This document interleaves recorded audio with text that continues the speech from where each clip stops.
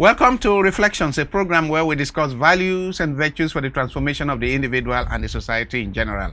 I am Father George Ehusani, and I have with me once again in the studio Dr. Inya Ode. Inya, you're welcome. Thank you so much. Inya is the project coordinator for Network and Advocacy Group in Lux Terra Leadership Foundation.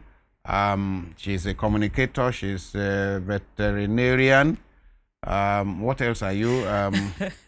Well, social media influencer. Well, okay, of sorts. Of sorts. Social media influencer, not of the level of Hush Puppy, though. No. Okay. Not yet. Hush Puppy has backed the 11 years in prison. Yeah. I'm told that some group of Nigerians have appealed that they were being helped by his money. So, anyway. That's another level, Father. We pray that less and less of young people will have to be going to jail outside this country on account of crime. Yeah. Today, I brought you to the studio to discuss. You are part of the program of Lux Terra for mentoring young people in several schools. Yes.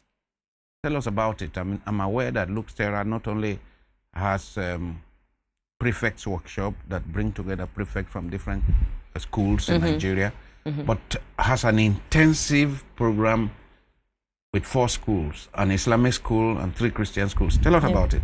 Well, it's a campaign for promoting greater integrity and honesty in Nigeria. And we're starting from schools because we believe that schools can actually be that hub, so to speak, of preaching and, of course, teaching these values, reminding ourselves of these values to say, look, we complain all the time about Nigeria and how things are going, and how corruption is the order of the day and all the negatives are around it. But then what can we do about it?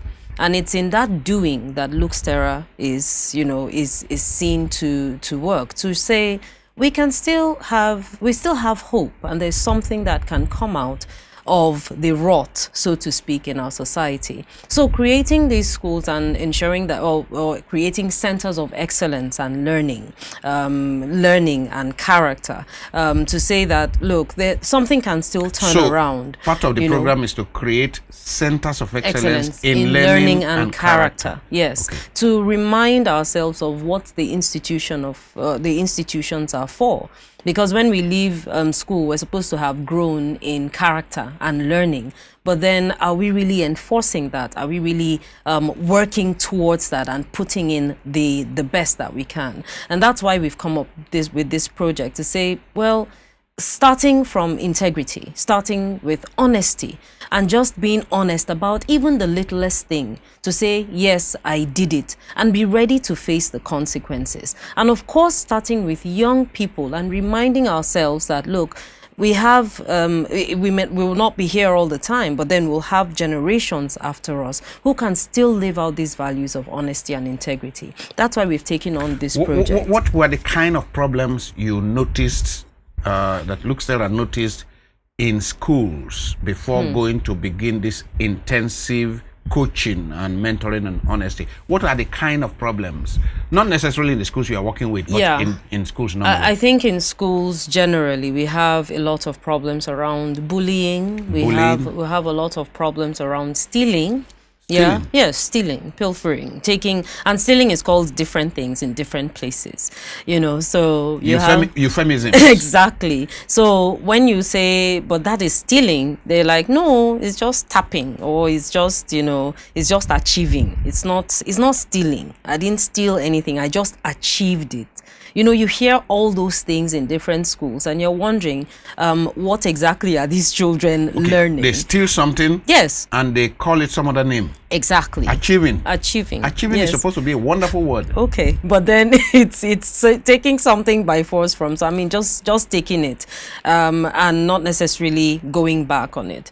And so many other names that we've seen in the different schools for that one word, stealing.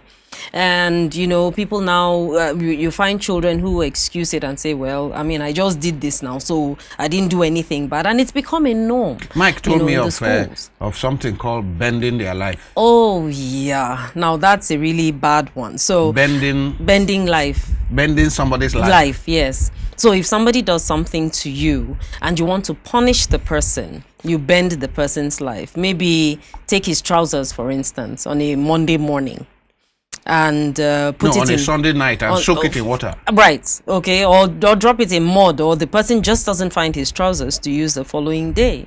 Now you've bent the person's life. That's just making life difficult for another person. So That's there's wickedness, right? Absolutely. That's exactly what it is. But they're calling it something else other than what it is. So it's a twist, really, in how young people are thinking about these things. So they're not calling it what it is, but calling it something else. So it seems like it's excusable. It's normalized. We can go ahead and do this. So alongside, so many other things, not being able to work together, backbiting, you have students who are just mean to others for no just cause and have refused to share resources. For instance, there are resources to be shared for everybody. In the dining room, for instance, in the refectory. And then you have some people sharing who are in charge of sharing, and they're sharing to their friends, right? So the friends get more than all the others. So there's inequity in the sharing. And those are some of the problems that we saw. You guys spoke of sharing, for example, warm water in some place, in some school, where some elite school where they boil water for students, and then people share the warm water with their classmates and deprive the younger ones, or people who really need it. Yes. Those people don't get it at all. So we've seen it just varies from place to place, but bullying has actually been a big problem. And one of the reasons that is because some seniors will see that I have been bullied, so I must bully others. I will do it to my juniors when I get to that class that, can bully. And that's why we see it just going on and on. Is that the context within which I heard that you guys were called a scam? They say you guys are a scam because I was bullied when I was in the junior class. School. And now you are telling me that I can't bully juniors, so you guys are a scam. It was definitely difficult for especially the juniors who are just getting into senior class, and the seniors too, hearing that, look, you guys, this is wrong, it's not a right thing to do and all of that, and they're looking at you like, where are these ones coming from? What do they mean by this? So now I've finally arrived this place, to exert my authority, and you're telling me I can't do it. No, definitely. It was very interesting for me because what they saw, young people are very logical in their reasoning, generally, very logical. Yeah. What they saw is some illogicality, in fact, some injustice. True. That you guys were doing injustice to them. Yes. Because when they were in the junior classes, the senior people had the right to bully them. Yes. And then now they are becoming seniors, and you are breaking that. You are saying no. But you see, Father, one thing we always did was to turn it around on them and let them see the essence of breaking the cycle of violence. Because it is a cycle of violence. And one of the things I remember I said this in a particular school. One of the things I said was, okay, so a senior bullied you, right? And you know that particular senior has a school son or a school daughter in the junior class. Let's say you're in JS3, the person is in JS1 or so, has a younger one in JS1 or JS2, and you're like, okay, no problem. When the senior leaves, when the senior graduates, and I get to that class, I will deal with that person. Now that same person sees that you also have a younger one or a school son or a school daughter in the junior classes. And that same person says, okay, no problem, deal with me now. When I get up there, I will deal with that person. It is, we made them see that cycle of should be broken, of violence, and the point that cycle needs to be broken. If not, we'll just keep on multiplying Did you make them know that this is what you are doing is in the context of raising their schools to centers of excellence? Absolutely. In morals and in the character and in learning. Exactly. That was, I mean, that was at the forefront of it all. We said, look, if you want to be excellent, and if you want your school to be excellent, you have to raise the bar. It is not exactly easy to raise that bar, you know, of building character, building having centers of learning and in character and all of that. It's not very easy to do so, but there are sacrifices that need to be made. There's a lot of work that needs to go into it. And if we're ready to do the work, we'll definitely go, you know, a long way together. But then we have seen over time that things, I mean, it's barely a year, you know, into this project. And we've seen some great things so far. So there is hope. There is. Now, one of the problems that the members of the public recognize with schools is that there's a lot of exam malpractice. Yeah. Oh, yeah. That's Miracle one of the problems. centers all over the place. And I mean, I spoke to some young person recently, very bright young person, but who told me that no, the exam malpractice is taken for granted in most of the schools. That you can't do without it. It's a norm. It's a norm. She, who is very bright, she thought she had the obligation to help another person. Yeah. And that it is normal to do that. Yeah.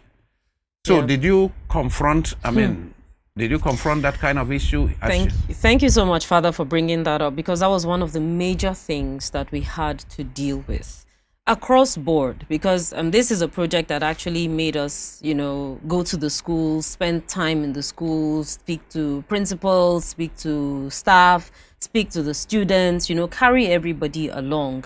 And at the different levels, we made everyone see and know the dangers of exam malpractice.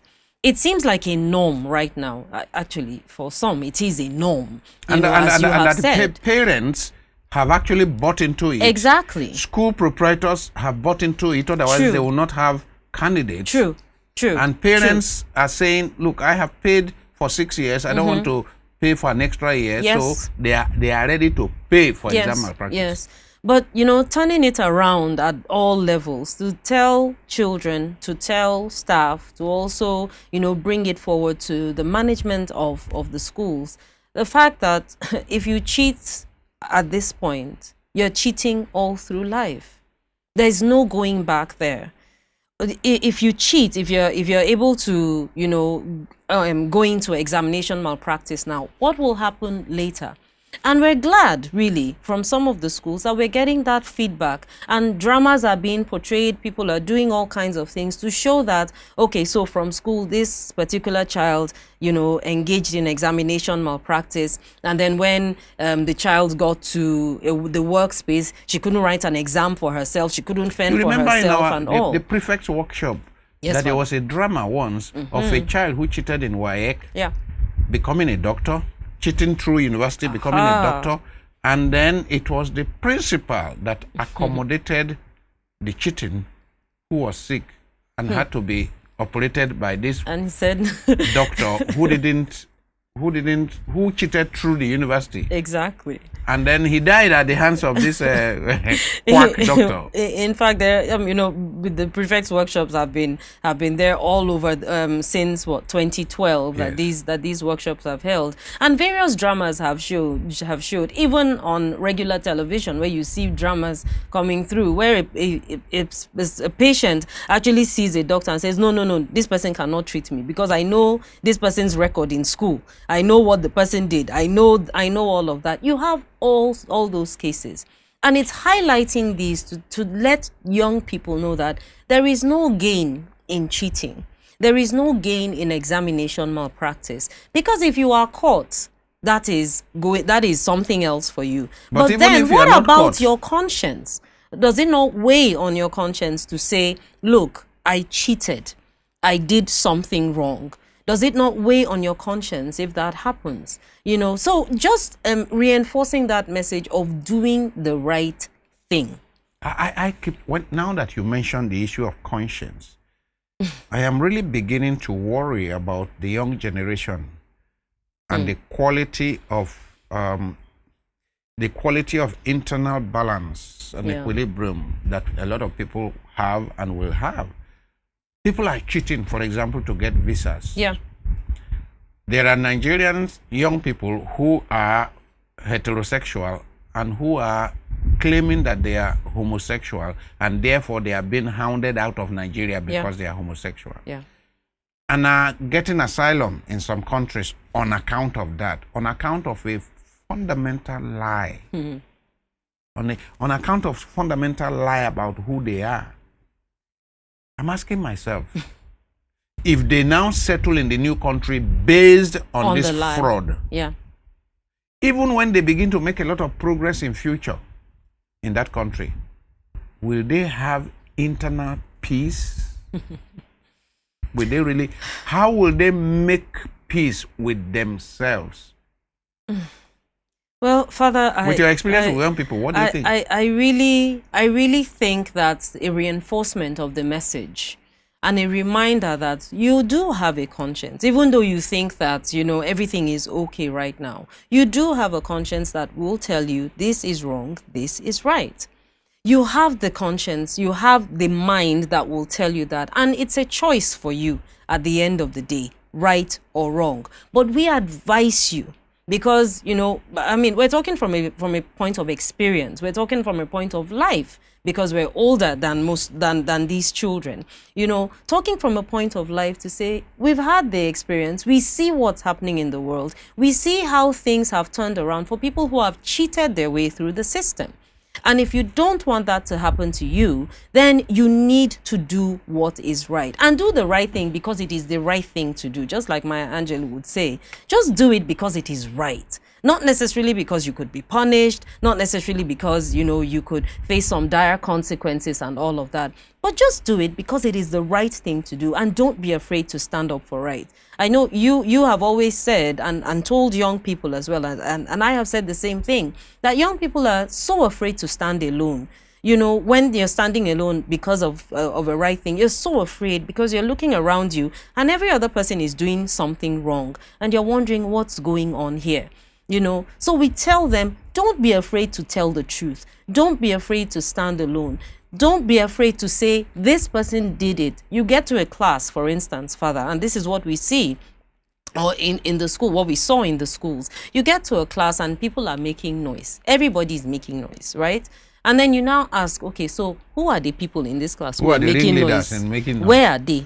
And everybody keeps quiet. So covering up was another was a serious problem that we saw in most of the schools. They're just ready to cover up. So a senior gets to that class. Who are the noisemakers here? Nobody says anything. Oh yeah, everybody gets punished. So everybody, including those who are innocent, gets punished for the wrong of just one or two or three. Those ones that are innocent, so they are not able to name. Exactly, because they don't want to be stigmatized. They don't want to stand alone, and everybody will not be like, "Shey, now you go call our name back. You told them it was us. We were the ones making noise. You will see what will happen to you." So they're not ready to face the consequences. But we're telling them, look, be ready to stand up for the truth, even if it means you standing alone.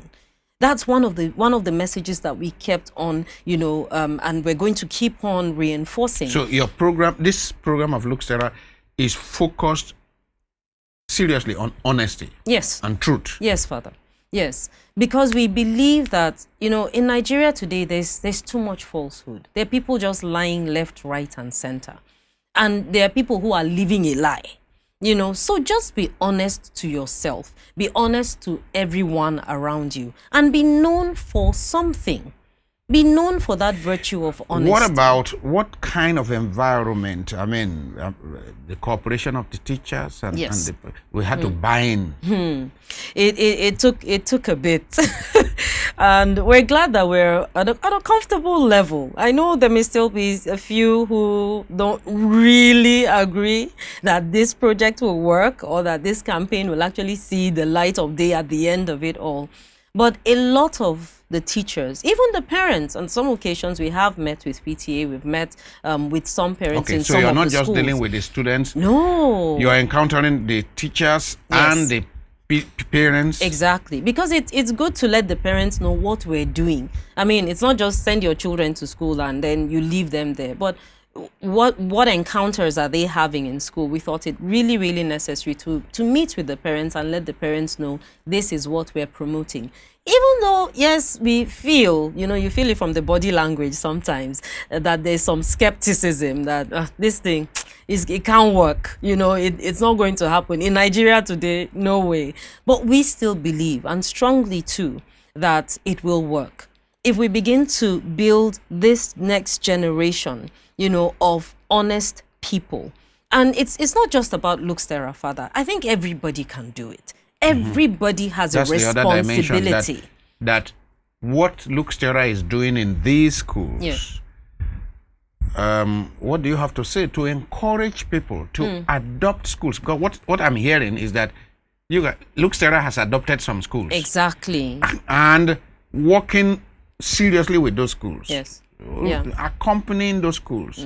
Going to stay 1 week, like how many staff? 4, 5, 6 staff. Yes. Going to stay a whole week in the school. It is something other people can do, isn't it? Everybody can do it, Father.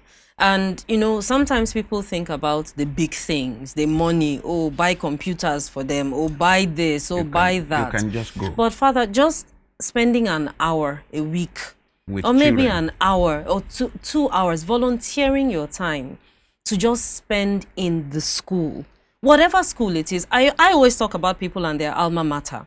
And how people have forgotten about the primary schools they've gone, the secondary schools they've gone, and they've moved on in life. But meanwhile, those primary schools might be non-existent, and those secondary schools might be so dilapidated. So degenerate, so dilapidated. Exactly. But you went to that school, and it was top-notch. What's happening to that school right now? It's something I have always advocated. And I think that it's a wake-up call for people to say, look, you have a responsibility. You have a role to play.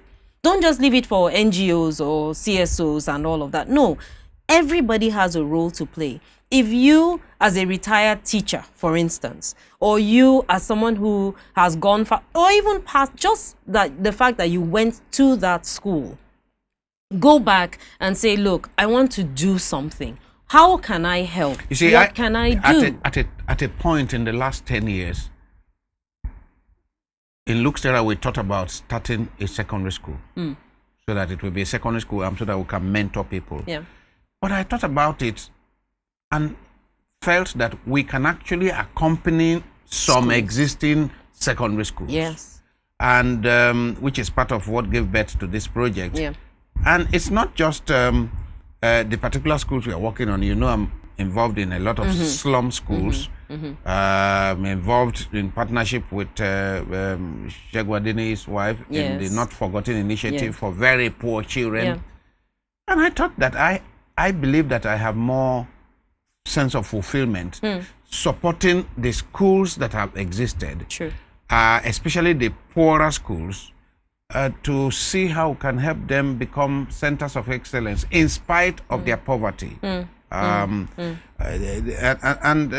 I'm finding quite some fulfillment, and I'm sure you guys are getting fulfillment that way. Exactly. Seeing the smiles on people's faces, being able to be other-centered, not just focusing on yourself, but actually looking out at other people to say, look, there is something more that can come out of you. Before we end this program, just tell us, you believe there is hope for Nigeria? With this kind of engagement, there is some hope for young people? Father, I know that there is hope. We may not have them all. That's one thing to say. We may not have them all at the end of the day, but we believe that we'll have a critical mass that will still be that light for Nigeria. We say they should promoting honesty in Nigeria and letting their light shine. The light of honesty and integrity inside of you. We make them see that you have a light inside of you. So it's just for you to do what is needful. You are doing this in some Christian schools. You are also doing it in an Islamic school. Exactly. Everybody has lights. How is it coming up in the Islamic school? It's coming up very, very well. That religious divide and everything, there would definitely be that level of apprehension at first. But then since the beginning of this and getting into the school and being able to be integrated in the system and all of that, it has been a smooth sail. And every time we go to the school, they're like, Lux Terra, oh, Lux Terra. You're passing in front of the classes, and they're like, oh, Lux Terra, Lux Terra. You know, I was quite that. impressed when I saw that the school decided to come and have their management meeting. They had their management meeting here, their retreat. Yeah, their management retreat at Lux Terra. At Lux Terra. The Islamic school. It was such, I think it was such an honor for us that happened, because that means, you know, something turned around for them, you know, with the intervention. Something actually happened to say, we need to do more. We need to look within. And for them bringing themselves here, the management team coming here to say, let's have a learning session, you know, and really intensify. Meaning that the approach Lux Terra has taken in these schools is not necessarily for Christian schools. No way. It's an approach that can be applied anywhere. But it's an approach for life. When we talk about time management, when we talk about critical thinking, when we talk about leadership, and we talk about, you know, team building, team spirit, teamwork, cooperation, negotiation, these are skills everybody needs. And especially when you talk about integrity. Absolutely, Father. Integrity doesn't have color, doesn't have tribe, doesn't have religion. Integrity is integrity. On that note, we'll be bringing this segment of our program to an end. I have been speaking with Dr. Inya Ode, a project coordinator at Lux Terra Leadership Foundation, and we are sharing about the work that she's highly engaged in mentoring young people for a better Nigeria, especially the work they have been engaged in over the last year in secondary schools, an Islamic secondary school and 3 Christian secondary schools across 4 states, across 3 states, right? Yes. And in the north central region of Nigeria. And what we are saying is that it's been quite successful. Yes. And it inspires hope for the future. Absolutely. And the young people are looking for a better Nigeria through this kind of engagement. They all are. Nobody likes Nigeria the way it is. Even young people. Even young people. Yes, they are looking forward to something better. Absolutely. Thank you very much for coming. We'll have a second segment to discuss further on this subject. Thank you. Thank you.